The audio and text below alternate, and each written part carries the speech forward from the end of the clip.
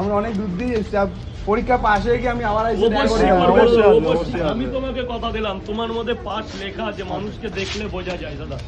আমার পরোটা খেতে হবে না, তুমি পাস করে গেছো। কম্বো নে, কম্বো স্পেশাল কম্বো নে। স্যার বলুন কোথায় তোমার? আমায় দাও। আমার বাড়ি হলো নিউ টাউন। নিউটাউন কোথায়? গৌরঙ্গনগর। আচ্ছা, গৌরঙ্গনগর। ওই জায়গায় তো পরোটা খেতে রাজুদার ব্যবহার আমাদের খুব ভালো লাগে।